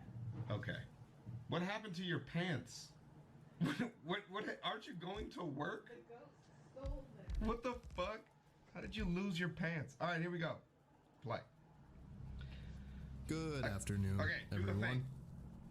My name is What's Dr. up? Miller, and the SCP we're going to be looking... And so we're back to the Vulcan today, but we're going back to Illustrated tomorrow, SCP Illustrated tomorrow. You won't see it till tomorrow. I'm shooting it today. And Play. today is SCP-3008. Object class, Euclid. Initial containment procedures. Here we go. The retail park containing SCP-3008 has been purchased by the Foundation and converted into site. All public roads leading to or passing by site have been redirected. So it's a whole ass The IKEA entrance store. to SCP-3008 is to be monitored at all times, and no one is to enter SCP-3008 outside of testing, as permitted by the senior researcher. Okay. Humans exiting SCP-3008 are to be detained and then debriefed prior to the administration of amnestics. Dependent upon the situation of their stay in SCP-3008, a cover story may need to be generated prior to their release. So it's not like the other SCP-3000 we just watched, where the people who came in contact with it were detained indefinitely because they were going crazy by darkness, eel, mind touching, or massaging, if you will. Any other entities exiting SCP-3008 are to be terminated. Entities exiting? Description. What, like horrified, horror Swedish meatballs? The little... Got it. SCP-3008 is a large retail unit previously owned by and branded as IKEA, Okay. a popular furniture retail chain. A person entering SCP-3008 through the main entrance and then passing out of sight of the doors will find themselves translocated into SCP-3008-1. This displacement will typically go unnoticed, as no change will occur from the perspective of the victim. They will generally not become aware until they try to return to the entrance. Okay. SCP-3008-1 is a space resembling the inside of an IKEA furniture store, extending far beyond the limits of what could physically be contained within the dimensions of the retail unit. Okay. Current measurements indicate an area of at least 10 kilometers squared, Holy Jesus! with no visible external terminators detected in any direction. Inconclusive results from the use of laser rangefinders has led to the speculation that the space may be infinite. What? SCP-3008-1 is inhabited by an unknown number of civilians trapped within prior to containment. Gathered data suggests that they have formed a rudimentary civilization within SCP-3008-1, including the construction of settlements and fortifications for the purpose of defending against SCP-3008-2. What? What? So they was stuck, and it was like, all right, so you, just like us, got stuck in this IKEA. Let's build a house here. It's got everything we need. If we could just figure out these goddamn instructions. SCP-3008-2 are humanoid entities that exist within SCP-3008-1. Okay. While superficially resembling humans, they possess exaggerated and inconsistent bodily proportions, often described as being too short or too tall. They possess no facial features, and in all observed cases, wear a yellow shirt and blue trousers consistent with the IKEA employee uniform. This is horrifying and stupid. I appreciate it. But the faceless part freaks me out. Faceless things do kind of creep me out. I don't like that as much. SCP-3008-1 has a rudimentary day-night cycle, determined by the overhead lighting within the space activating and deactivating at times consistent with the opening and closing times of the original retail store. During the night instances of SCP-3008-2 will become violent towards all other life forms within SCP-3008-1. During these bouts of violence, they have been heard to vocalize phrases in English that are typically variations of, "The store is now closed, please exit the building." Once day begins, SCP-3008-2 instances immediately become passive and begin moving throughout SCP-3008-1, seemingly at random. They are unresponsive to questioning or other verbal cues in this state, though will react violently if attacked. Okay, so you can't just, this is my first thought, is can you just take them out then during the day so there's less of them at night? The answer is no. They just get violent. Alright. SCP-3008-1 is known to have one or more exits located within, though these exits do not appear to have a fixed position, making it difficult to leave SCP-3008-1 once inside. Using any other door besides the main entrance to enter the structure or breaking through the walls of the retail unit leads into the non-anomalous interior of the original store. Since containment began, 14 individuals have managed to exit SCP-3008. Nice. Following extensive debriefing, all individuals have been administered amnestics and released. Right, and the amnestics program was what SCP-3000 was about, getting like intense amnestic shits, but we have to feed people to them to get it. If you haven't seen that video, watch it. It's insanely good. Incident 3008 1. At 0:37 hours on 2000, a human male exited SCP-3008, followed 10 seconds later by an instance of SCP-3008-2. Oh, shit. SCP-3008-2 caught and killed the man before itself being terminated by an armed response personnel. This incident represents the only time an instance of SCP-3008-2 has been seen exiting SCP-3008. A full autopsy on the corpse was performed. See 3008-2 autopsy log for more details. I would love to see what's inside this thing. I bet you it's just mannequin parts. The man was carrying an IKEA-branded journal, seeming to document his time in SCP-3001. Oh yeah, let's hear it, dude. Transcribed below, verbatim. So, I'm writing this to document what I can only assume is my sudden descent into insanity. I can't possibly be that bad a navigator. And yet, as I write this, I've been trapped in IKEA for 2 days. I haven't seen another person in the entire time I've been here. I thought it was a prank at first. Turn the place into a maze, get all the people out, and see how long it takes me to get lost. Then everyone has a good old laugh. Realized that wasn't the case when I tried to That's gotta be terrifying. Everything had changed, so I ended up lost. Instead of the exit, it was just row after row of bookcases. Dude, that's got, like, I'm telling you, like, okay, it's silly because it's dressed up as an IKEA, you know, it's got every IKEA branded thing, but the concept of going somewhere just to, like, enjoy your life, just living daily life, and then being sucked into another dimension, you don't even know it. The not knowing part would make it way worse. If you can see yourself being sucked in, at least you can understand and start to process what's happening. But to have to figure out that there's no exit has got to be just an insane, like realization. And also, the second thing is, what are they eating? Because that's been really bothering me. What other people are eating? Do people just starve to death in here? Come on, man. You gotta be... Serve up some Swedish meatballs, man. So I'm trapped in an IKEA.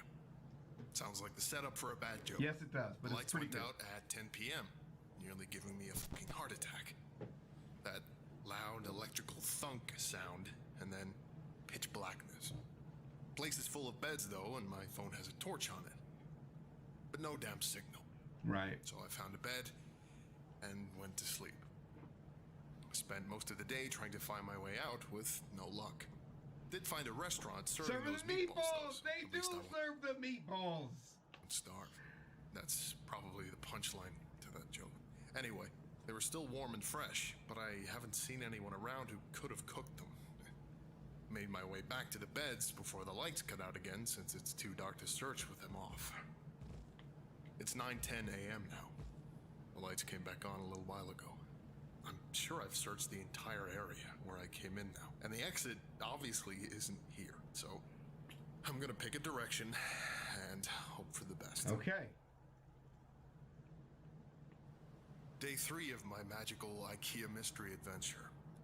If I wasn't sure that there was something seriously weird about this place before, I am now. Walked for 3 hours in a more or less straight line. Insert IKEA joke here. Before I came across a ladder next to one of those huge stock shelves they have here. Climbed up to get my bearings, and it looks like this place just stretches on forever. That's gotta be freaky. Like that scene from The Lion King, except instead of trees and grass, it was all shelves and tables and crap. I did see a person moving not too far away though, so I headed over. Thought it was a staff member at first. It was wearing a uniform. It's so weird. Hell, maybe it was. Maybe freakish 7-foot-tall monsters with long arms, short legs, and no faces are just the kinds of thing that they want working at a super IKEA. Oh, that's so creepy. Damn thing completely ignored me though. And with no eyes or ears, I can't even be sure it knew I was there. Thought about shoving it or something to get its attention. I don't think, but its hands were big enough to crush a watermelon, so I decided against it. It just kept moving, and I eventually lost sight of it, so I decided to carry on the way I was going. Anyway, no comfy bed for me tonight. Looks like I've entered the improbably hard and pointy table section of the store. Guess I'll have to make do with some bunched up tablecloths. Phone battery died during the day too. Didn't work anyway, but I feel like I've just lost some vital lifeline. Yeah, it's gotta be hard. You ever see one of those cartoons where they're going through doors in a hallway and they just pop out of another door in the same hallway? Yeah. That's how I feel right God. now. I've seen nothing but the same identical bookshelf for 2 days now. Just row after row after row of them. I mean, come on! I love books just as much as the next guy, but this is excessive. I'm obviously still moving forwards, though. I can see the signs hanging overhead passing by. Too bad none of them say exit. Not sure who I was addressing that question to. Let's just say it was practice for the autobiography I'm gonna write when I get out of here. I'll call it My Perfectly Normal Trip to a Regular Old IKEA, if I ever get out of here. Finally found some other people. Wow. Yeah, turns out I'm not the only poor bastard trapped in here. Lucky for me, I guess. My 6th night here. So it only took him 6 nights, right, to find other individuals stuck inside the IKEA. Okay, his rendition of this is actually pretty nice because it's just that same. It's like the same clueless feeling I think the rest of us would have, even though he's handling it very calmly. But what's interesting to me is that he's not doing anything to like mark where he's been walking or something. It seems like if you see the same things over and over again, you'd be wanting to mark them to know that you're not, you know, just going in circles. But I'll continue. 2 of those staff things came at me in the dark. Different from the first one I saw, but still messed up. Heard them coming. They were saying that the store was closed and I had to leave the building, all nice and polite like. I'm not sure which part of that was weirder. That they didn't have mouths, or that they were apparently trying to kill me while they were saying it. Came at me like rabid dogs. Right. So I legged it. Sprinting through IKEA in the dark like a fucking madman. I saw it when I cleared another stand in front of those giant stock shelves, all lit up with torches and floodlights. They've built a whole town here. Got a massive wall built out of shelves and beds and tables and whatever else. I swear to God it was the most beautiful thing I'd ever seen. Anyway, I guess they saw me coming, or they heard my manly bellows of fear. It's okay to scream like a girl when chased by a deformed, aggressive IKEA employee. Because they had a gate open, and 2 people were there waving me in. Heard the staff thing slam into the gate behind me after it closed, still politely informing us that the store was now closed. They wandered off eventually, though.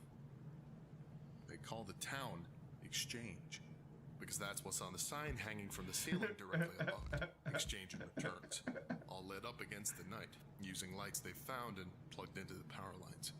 And there are beds, and food, and people. Over 50 wonderful people. Wow. Regular-sized limbs, and a full set of facial 50 features. people. It's now my 7th night here. And the first one not spent in darkness. A full week living in IKEA. There's probably a TV show in that. Wow. Now that I'm around other people, I'm starting to feel more normal. Maybe normal isn't the word, but after a week with only the sound of my own footsteps for company, I was becoming increasingly sure that I'd just gone nuts. That I was tied up in some padded room somewhere, banging my head against the wall. But no, I feel quite sane now, thank you very much. Apparently there are other towns out there. Some with more people, some with less. I found that fairly mind-boggling. Yeah. How can that many people go missing with no one noticing? Right. Surely someone would have noticed that everyone who goes to IKEA seems to f***ing vanish. Or maybe it's not everyone. Maybe we're just the lucky ones. Oh, that's a really good point. The people here just call those staff monster things the staff. Apparently they're fine during the day, minding their own business, walking the aisles.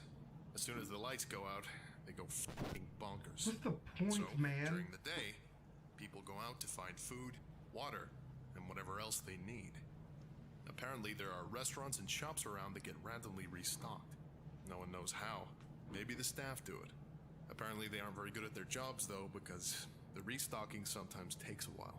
which means the food needs to be this food's a ration food. Okay, it's not like so busy chasing people around in the dark, they'd get more done. So it's not like, okay, I definitely assumed it was like an automatic restocking, but that doesn't seem to be the case. Anyway, Yeah. when night comes, the staff go nuts and everyone holds up inside the walls. Apparently it's the same everywhere in this place, wherever this place is. The IKEA, from whence all other IKEAs sprang. Or maybe we're all still just in the regular IKEA and this is all some fever dream brought on by a mind-numbing boredom. Who knows? Been here for 10 days now. Most of the people I asked said they stopped keeping track a long time ago. Oh, man. One guy, Chris, said he'd been here for years. Years. Apparently there are rumors of people who do manage to get out, and people who see the exit only to have it vanish before their very eyes. I get the feeling not everyone believes that, but I do. Explains how he got stuck in here in the first place. Sort of. And I mean, come on. Staff monsters, row after row of high-quality Swedish furniture. I don't know why they would find a disappearing door so hard to believe in. Anyway, I went out scavenging for food in a nearby shop with Sandra and Jerry today. Once you learn the landmarks of this place, it's not so hard to navigate. The overhead signs help a lot, but there are others. Not too far in the distance, a huge section of those giant stock shelves is collapsed against each other, and way off in the east, we all assume it's east anyway. Apparently IKEA doesn't sell compasses. Some kind of tower that looks like it's made of wood. Reaches all the way up to the ceiling. Maybe they were trying to break out through the roof. Right, yeah, definitely like a Tower of Babel situation, just trying to climb out through the top. Up at night, so there must be people there.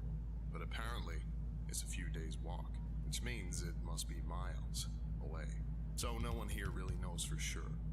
Apparently, I got incredibly lucky sleeping out in the open for a week without getting ripped to bits by the staff. That's me. Lucky, lucky, lucky. We found some food in the shop. Guess the staff restocked it during the night, which was nice of them. There was a telephone on the wall, so I figured I'd try it out. There was a voice on the other end, but they were just talking nonsense. Random words strung together with no real meaning. That's weird. You ever see a video of someone with aphasia? Kinda sounded like that. Didn't answer me when I spoke to them anyway. Sandra says all the phones in here are the same. Oops. Asking the journal questions again. Wait, what question did you... Yeah, what question did you ask there? Oh, talking about if we heard... Yeah, okay, I can see that. That, it didn't come across like crazy though. Yeah, right. Pretty high, and as far as anyone can tell, it goes on forever. Shouldn't there be some kind of weather in here? I'm sure I read about some NASA building that was so big it had its own weather patterns, with clouds and stuff.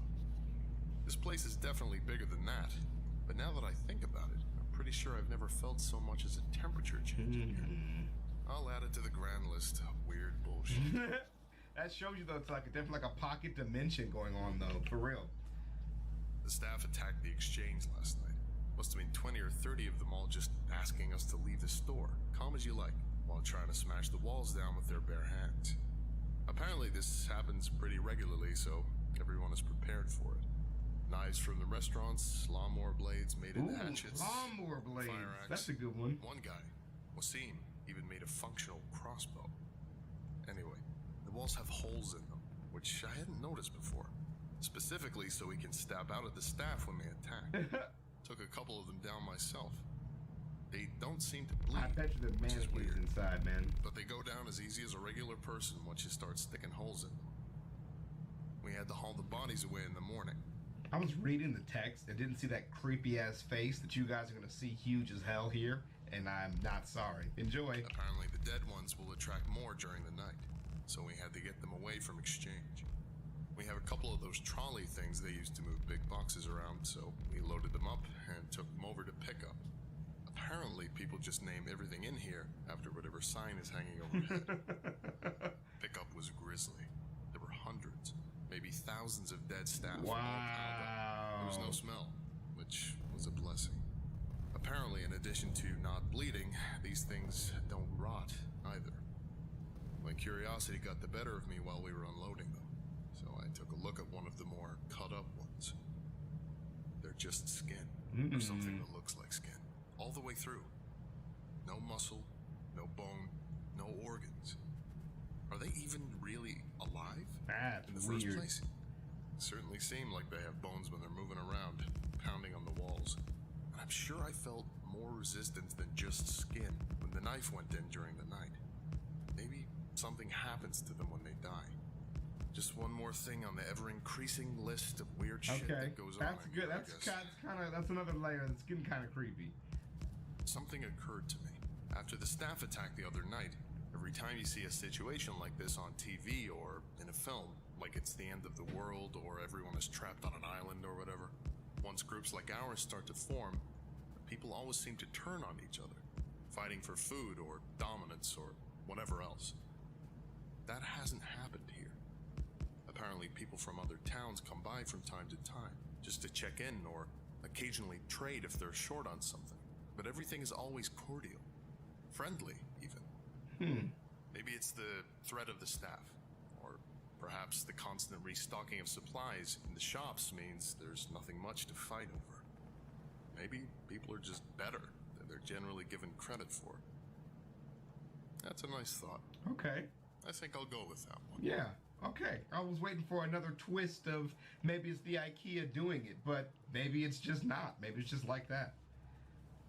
A dozen people showed up at the gates this afternoon from a town called Trolleys. Apparently the staff broke through the walls and tore the town apart during the night. These 12 are the only survivors. Oh no. Out of over 100. Oh no. We let them in, obviously. One more point in the human decency column. Later, I asked if anyone knew how many of these towns were out there.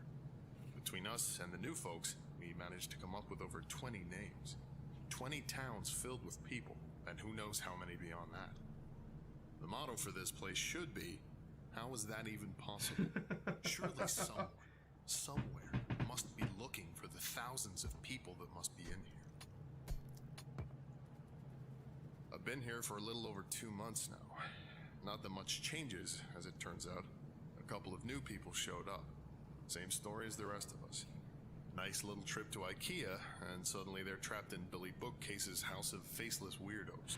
That's a good one. Billy Bookcase's house of faceless weirdos. That's At good. the exchange once or twice a week, we kill them and haul off their bodies. Sometimes they hurt some of us first. They killed a guy called Jared a couple of weeks back. It was awful, frankly. Turns out, regular humans still bleed in here, even if the staff don't. We tried our best, but none of us are doctors. And IKEA doesn't sell anything like Jared that. was a good guy. He deserved better. We all do. It occurred to me that a couple of days after that, none of us were really looking for a way out of here. I don't even know where we'd start. One of those quadcopter things with a camera attached buzzed past exchange today. I thought it meant that someone was finally looking for us, that help was on the way. Apparently it's not the first time this happened, though. Same thing happened a few months ago, and everyone is still here. No idea if it saw us. It didn't stop if it did, just kept flying until we could no longer see it. Note: based on recovery time of the journal, this entry appears to line up approximately with our first successful test piloting a drone inside a CP-3008-1. Okay. Analysis of footage shows a walled settlement under a sign labeled Exchange and Return. So that it was y'all. Attempts to relocate the settlement failed. Origin of previously sighted drones is unknown. Oh, okay. I started talking to people about the stuff they missed from home during dinner today. Probably not the best idea I've ever had. Everyone seemed pretty down after. Yeah, dude. A bunch of people here have families. Husbands and wives, kids, dogs. Franklin apparently has a pet llama. Lit. Though I'm not sure I buy that. But apparently some of the people here have some seriously odd gaps in their knowledge. 3 of them had never heard of the International Space Station. 2 of them seemed to think it was the Prime Minister. And one of them had apparently never heard of the Statue of Liberty. I believed them, too. They seem just as confused as the rest of us. Right. The more I thought about it, though, the more it started to explain a few things. What if the reason no one is looking for all us missing people is because we haven't all come from the same place? This is gonna sound weird. Maybe that should be the motto for this place. But what if all the people here have come here from different dimensions? Right. Realities. Whatever you call it. I've seen enough TV shows to know the drill. Sarah comes from a place where there's no Statue of Liberty. Right. They didn't launch a space station where Wasim is from. If everyone here came from different places, even from ones that seem identical, there'd be no huge missing persons panic. It'd just be a couple of missing people from a lot of different places. Search. Oh, would that's just really be good. a blip. A single missing person in a world of non-stop news. Well, that was a fun train of thought. Just realized that yesterday was the 6-month This is anniversary 6 of my months arrival. of a journal? I wonder if IKEA sells party hats. The routine around here has remained more or less the same. More new folks show. How you doing, love? Hey, outfit's looking banging. Banging. Go up one every couple of weeks or so. Food supplies go up and down, but we've never actually had a major shortage. Occasionally we get a visitor from one of the nearby towns, usually checkouts or aisle 630. We check in with each other from time to time, occasionally trade supplies if someone gets particularly low on something. It's comforting, in a way. A reminder that we aren't alone here. Some small glimmer of civilization. Sometimes they bring medical supplies. Apparently there's a pharmacy a few towns down for checkouts that gets restocked every now and then, so they share That's out pretty what dope. they can. I've never heard of an IKEA with a pharmacy before, me either. but at this point, I wouldn't be surprised if someone stumbled on an IKEA organ harvesting lab. Would certainly explain the staff. Speaking of our faceless jailers, their attacks have been getting worse lately. 3 or 4 times a week now, with twice as many staff as there used to be. No idea where they all come from, or why the attacks have increased. We tried following one of them during the day a few weeks ago, me and Sarah. Wanted to see if they led back to a staff room or something. Didn't seem to go anywhere though. Just randomly walked through the aisles. We had to turn back before we found anything.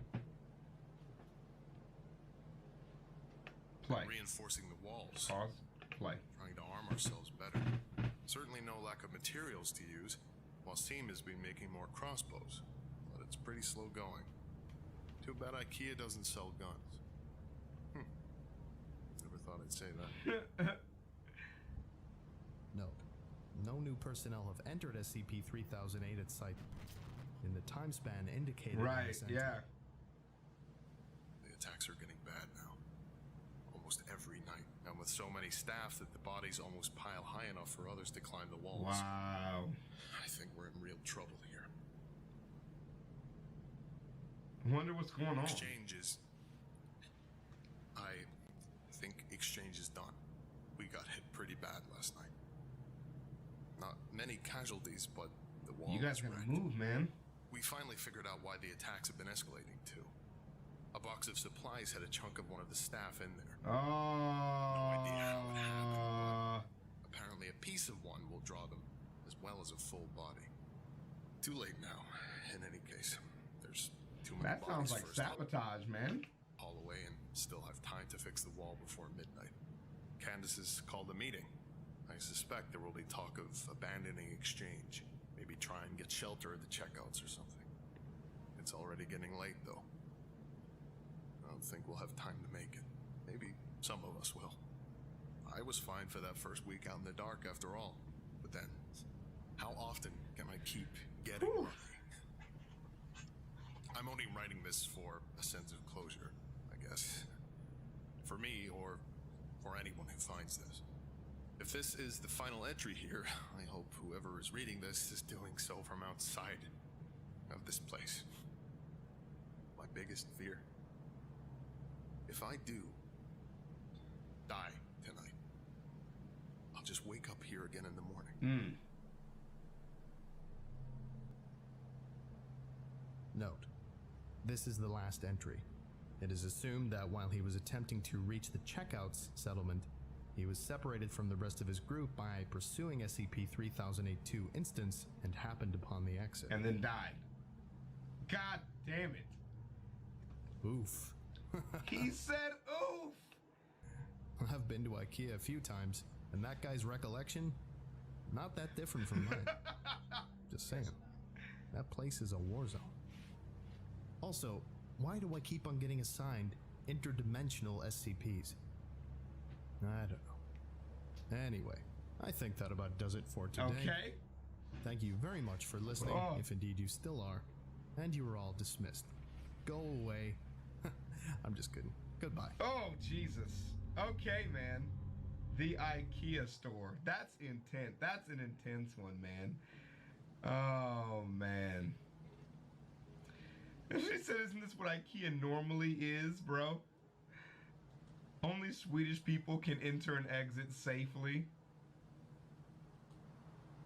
The store is now closed, they said, as they tore me in half.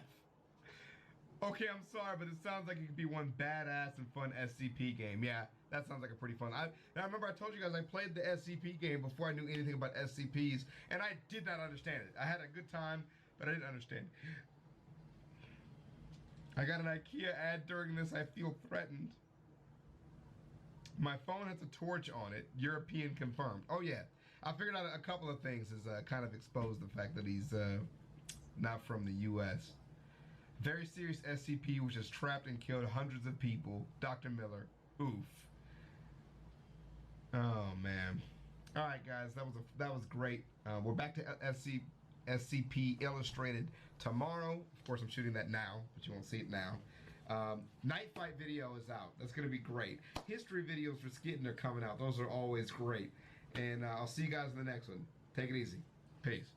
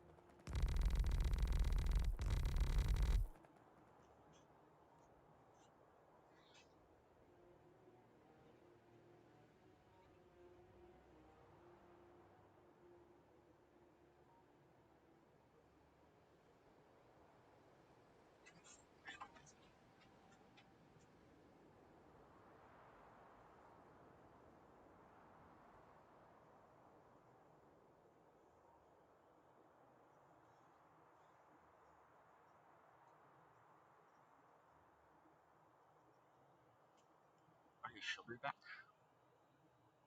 You get to listen to this again.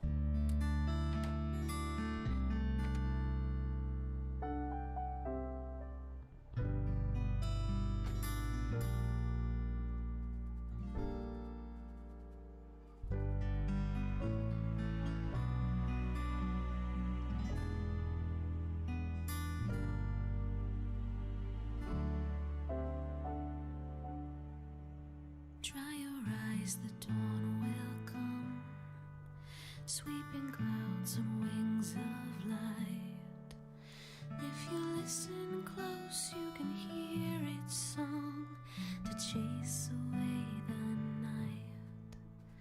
Lift your face and feel the golden touch of the sun, so bright and new. It can free you from that darker clutch of what grief does to you. Let your heart feel loss and pain, but oh, let joy in too. Together we held a sword, together we bled and warred against the icy bitter winds. Together we soared. Never did we fight all alone. Stand together, and you will always be home.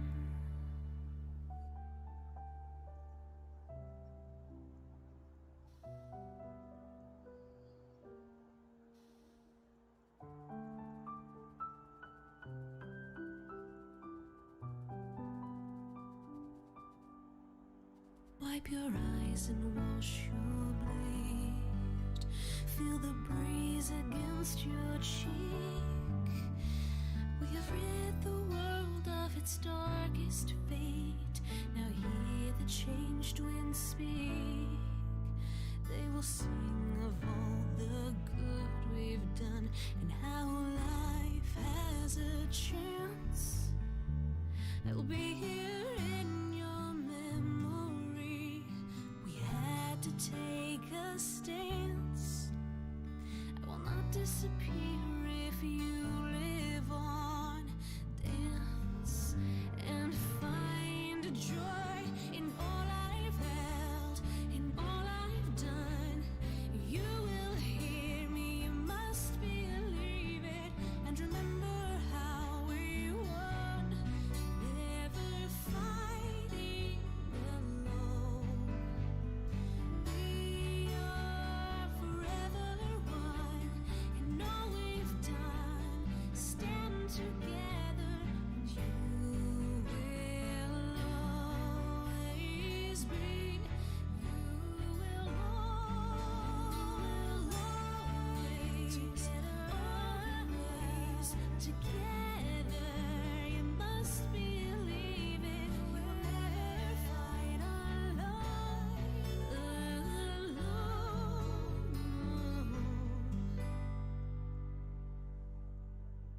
For each life you live, if you stand together, you will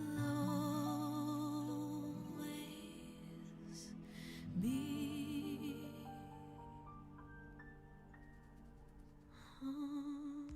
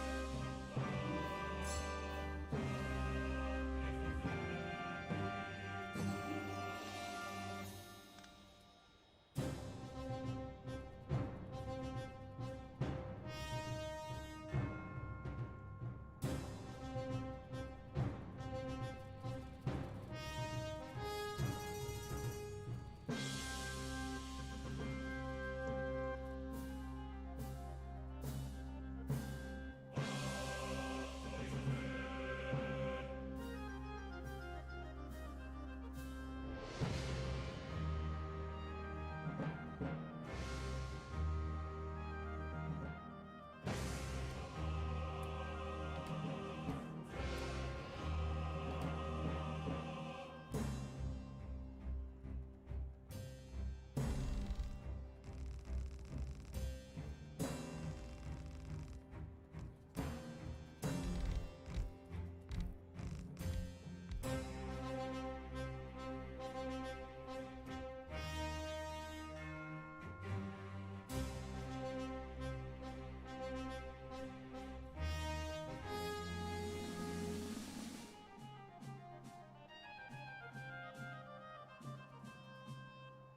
are you talking about?